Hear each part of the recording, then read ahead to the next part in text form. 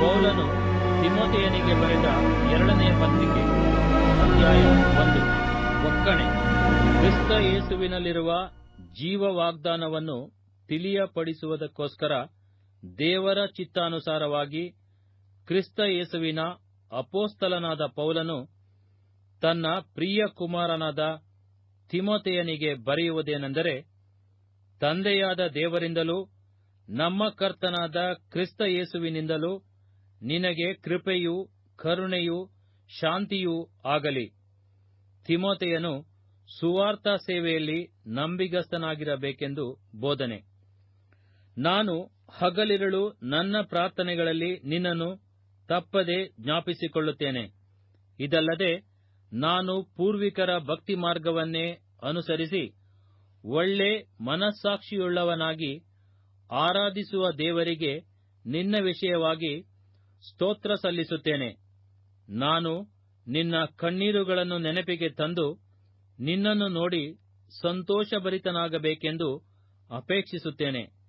ನಿನ್ನಲ್ಲಿರುವ ನಿಷ್ಕಪಟವಾದ ನಂಬಿಕೆಯು ನನ್ನ ನೆನಪಿಗೆ ಬಂತು.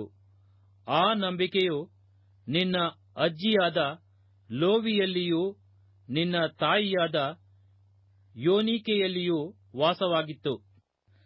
ಹಾಗೆಯೇ ನಿನ್ನಲ್ಲಿಯೂ ವಾಸವಾಗಿದೆ ಎಂದು ದೃಢವಾಗಿ ನಂಬಿದ್ದೇನೆ. ಆದ ಕಾರಣ ನಾನು ನಿನ್ನ ತಲೆಯ ಮೇಲೆ ಹಸ್ತವನ್ನಿಟ್ಟದರ ಮೂಲಕ ನಿನಗೆ ದೊರಕಿದ ದೇವರ ಕೃಪಾವರವು ಪ್ರಜ್ವಲಿಸುವಂತೆ ಮಾಡಬೇಕೆಂದು ನಿನಗೆ ಜ್ಞಾಪಕ ಕೊಡುತ್ತೇನೆ. ದೇವರು ನಮಗೆ ಕೊಟ್ಟಿರುವ ಆತ್ಮವು ಬಲ, ಪ್ರೀತಿ, ಶಿಕ್ಷಣಗಳ ಆತ್ಮವೇ ಹೊರತು ಹೇಡಿತನದ ಆತ್ಮವಲ್ಲ. ಆದದರಿಂದ ನೀನು ನಮ್ಮ ಕರ್ತನನ್ನು ಕುರಿತು ಹೇಳುವ ಸಾಕ್ಷಿಯ ವಿಷಯದಲ್ಲಾಗಲಿ ಆತನ ಸೆರೆಯವನಾದ ನನ್ನ ವಿಷಯದಲ್ಲಾಗಲಿ ನಾಚಿಕೆ ಪಡದೆ ದೇವರ ಬಲವನ್ನು ಆಶ್ರಯಿಸಿ ನನ್ನೊಂದಿಗೆ ಸುವಾರ್ತೆಗೋಸ್ಕರ ಶ್ರಮೆಯನ್ನನುಭವಿಸು. ಆತನು ನಮ್ಮಲ್ಲಿ ಸುಕೃತ್ಯಗಳನ್ನು ನೋಡಿದ್ದರಿಂದಲ್ಲ, ತನ್ನ ಸಂಕಲ್ಪವನ್ನು ಅನುಸರಿಸಿ ಕೃಪೆಯಿಂದಲೇ ನಮ್ಮನ್ನು ರಕ್ಷಿಸಿ ಪರಿಶುದ್ಧರಾಗುವುದಕ್ಕೆ ಕರೆದನು. ಆತನು ಅನಾದಿ ಕಾಲದಲ್ಲಿ ಆ ಕೃಪೆಯನ್ನು ಕ್ರಿಸ್ತ ಯೇಸುವಿನಲ್ಲಿ ನಮಗೆ ಅನುಗ್ರಹಿಸಿ ಈಗ ನಮ್ಮ ರಕ್ಷಕನಾದ ಕ್ರಿಸ್ತ ಯೇಸುವಿನ ಪ್ರತ್ಯಕ್ಷತೆಯ ಮೂಲಕ ಅದನ್ನು ಪ್ರಕಾಶಪಡಿಸಿದ್ದಾನೆ. ಈತನು ಮರಣವನ್ನು ನಿವೃತ್ತಿ ಮಾಡಿ ಸುವಾರ್ತೆಯ ಮೂಲಕ ಜೀವವನ್ನು, ನಿರ್ಲಯತ್ವವನ್ನು ಪ್ರಕಾಶಗೊಳಿಸಿದನು. ಆ ಸುವಾರ್ತಾಭಿವೃದ್ಧಿಗೋಸ್ಕರ ನಾನು ಸಾರುವವನಾಗಿಯೂ ಅಪೊಸ್ತಲನಾಗಿಯೂ ಉಪದೇಶಕನಾಗಿಯೂ ನೇಮಿಸಲ್ಪಟ್ಟೆನು. ಇದರ ನಿಮಿತ್ತದಿಂದಲೇ ಈ ಶ್ರಮೆಗಳನ್ನು ಅನುಭವಿಸುತ್ತಾ ಇದ್ದೇನೆ. ಆದರೂ ನಾನು ನಾಚಿಕೆ ಪಡುವುದಿಲ್ಲ. ನಾನು ನಂಬಿರುವಾತನನ್ನು ಬಲ್ಲೆನು. ಆತನು ನನ್ನ ವಶದಲ್ಲಿಟ್ಟಿರುವುದನ್ನು ಆತನು ಆ ದಿನಕ್ಕಾಗಿ ಕಾಪಾಡುವುದಕ್ಕೆ ಶಕ್ತನಾಗಿದ್ದಾನೆಂದು ದೃಢವಾಗಿ ನಂಬಿದ್ದೇನೆ. ನೀನು ಕ್ರಿಸ್ತ ಯೇಸುವಿನಲ್ಲಿ ನಂಬಿಕೆಯೂ ಪ್ರೀತಿಯೂ ಉಳ್ಳವನಾಗಿ ನನ್ನಿಂದ ಕೇಳಿದ ಸ್ವಸ್ಥ ಬೋಧನಾ ವಾಕ್ಯಗಳನ್ನು ಮಾದರಿ ಮಾಡಿಕೊಂಡು ಅನುಸರಿಸು.